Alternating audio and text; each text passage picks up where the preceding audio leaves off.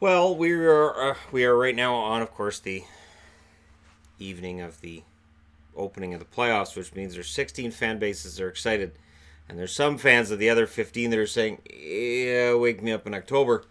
Um, and that's an understandable reaction. There have been years where going into the playoffs, I've had that feeling of I don't care, I'm done.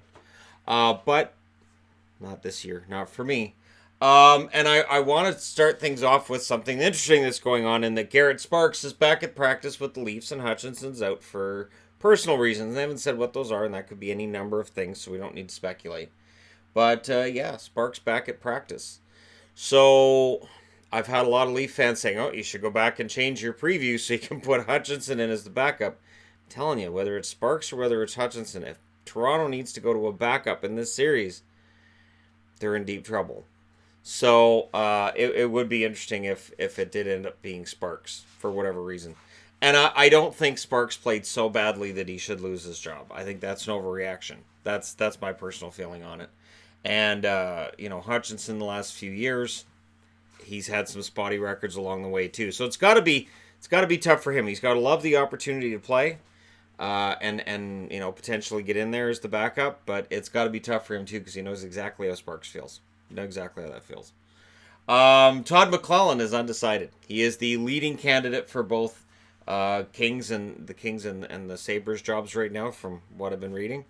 But it's really up to him, and he's undecided on what he wants to do. And it depends on what kind of team he wants to run. If he wants the younger, more talented right now team, Buffalo would be the way to go. If he wants to go to the team that may very well be able to bounce back as soon as next year, it may be LA. And I say that with LA because they did have about 100 points last year.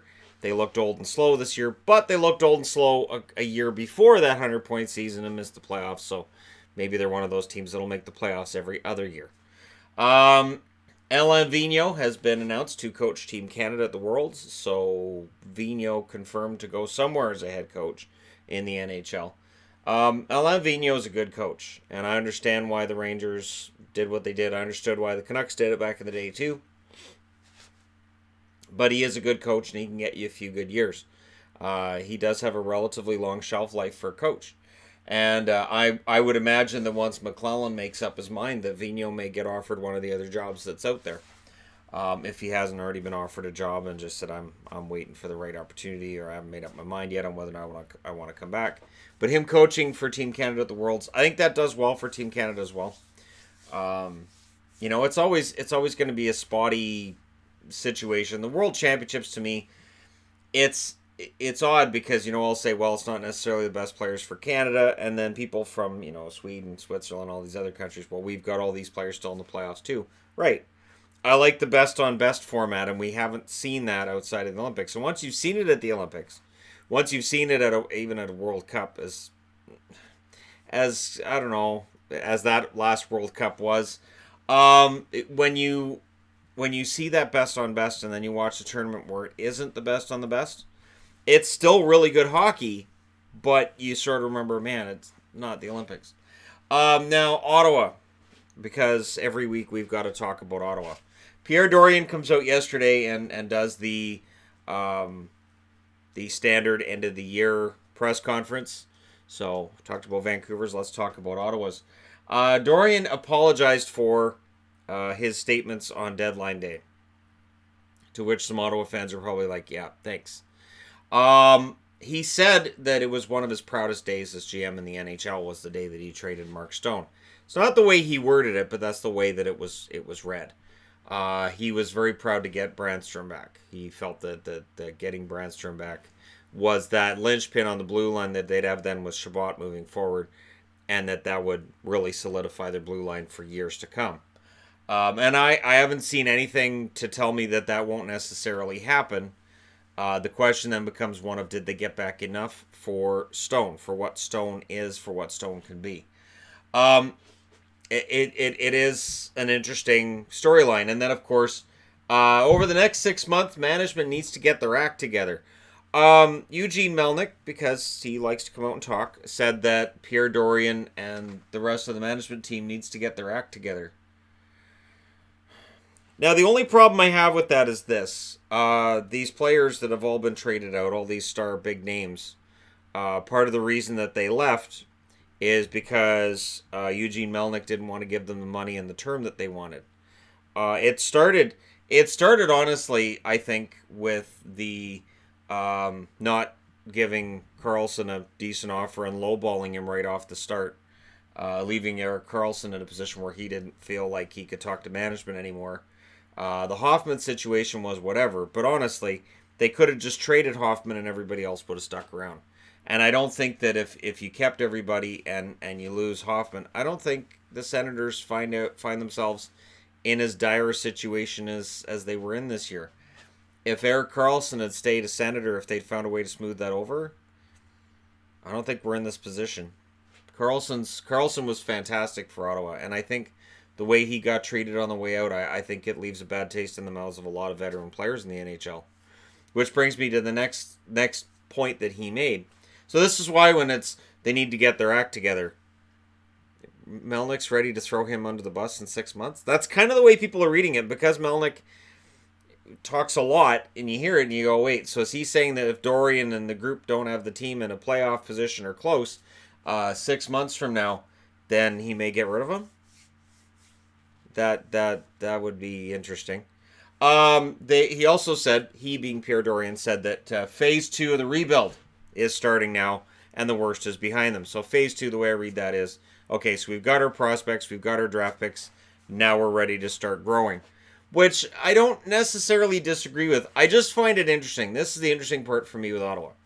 So they do this rebuild, and they go, all right, we're ready to come out of it pretty quick here. Don't worry about it. We're going to have it all straightened out. And all I keep thinking is, it's not that easy. And I get why there are some fans who say, you know what, we've got all these really good prospects. Right. But I don't see in Ottawa's prospects, I don't see big star players. I don't see players in Ottawa's system. Brandstrom could be very good on the blue line. I know people are excited about guys like Batherson and Fournette and Logan Brown and whatnot, but I do wonder, looking at what Ottawa's done, if there's more quantity than quality. That's where I wonder. And now Brady Tkachuk is going to take part in that top 6, and they do have a first-round pick this year. It's not their own, of course, and that's been talked about a lot. That would have been number 4 this year, but whatever, we move along. Dorian also insists that he has full autonomy when it comes to picking a coach. So part of all of this Eugene Melnyk talk, of course, and I know Senators fans get tired of hearing it, but he keeps talking to the media, so it's newsworthy when he talks. So the idea is, maybe Melnyk will have final say on who the next coach is. Maybe he'll throw his 2 cents in. Dorian insists he has full autonomy to pick the next coach and that he's completely in line. I do wonder with Pierre Dorian, when he's done with this job, what kind of stories he's going to have for all of us and how many books he's going to write on it. Because honestly, he's been through the ringer over the last, I want to say, 18 months, considering that he was revered a couple years ago when the team got very close to being a Stanley Cup finalist, and now we all kind of talk about him in a different manner. So yeah, he says he has full autonomy to pick the next coach. I get a funny feeling it's going to be Mark Crawford. I do. And he doesn't expect to add on July 1st. In that comment, I would refer back to my statements on Eric Carlson, that star players who are available on July 1st would see how Carlson, after about a decade being there, how he was kind of shuffled out the door and how upset he was by it and how this was kind of the face of the franchise. And then, Stone, you want money, you're out. Duchesne, you want money, you're out. I think there's a pattern here, so I don't think he has to worry about adding a big name on July 1st. I don't think that's going to be an issue. I think players with big names are going to agree with that. So, I know there's Ottawa fans that feel like, the media wants to pick on Ottawa. I'm not trying to pick on Ottawa. At this point, I'm trying to figure out exactly what they're trying to tell us, because Melnyk said they won't spend anywhere near the cap next year, but he expects them to be competitive for a playoff spot. That's not really how that works. I admire the boldness of that statement, but it's not really how that works. So yeah, we'll leave Ottawa behind for now, but I have a funny feeling we'll have Ottawa things to talk about again very, very soon. Niemi will not be returning to the Habs. Mark Bergevin has come out and said Antti Niemi won't return. I think when it was game 82 of the season and Charlie Lindgren's in the net, I think that's where you can tell. Lindgren last year played pretty well for Montreal, and I thought he was going to be the backup this year. They stayed with Niemi, but yeah, next year I guess it'll be Lindgren that spots out Price. So Lindgren, I guess, should be ready for 20-25 games next year, and outside of that, it's all going to be Carey Price. So Montreal, they don't have a whole lot of turnover likely this offseason. I get the feeling that Jonathan Drouin may find himself on his way out. But I think Montreal, it would have to be a really solid trade for them to do it. Because how many times have we seen this year where a good young player who isn't quite panning out with a team gets moved, and then he goes somewhere else and does really, really well? So there you go. That's kind of a news of the day type thing on the first day of the playoffs. Let me know your thoughts in the comment section below as always. Don't forget to hit like and subscribe. If you're browsing your way through, you just happened upon this video. And hey, thank you guys so much for watching. I'll talk to you again soon.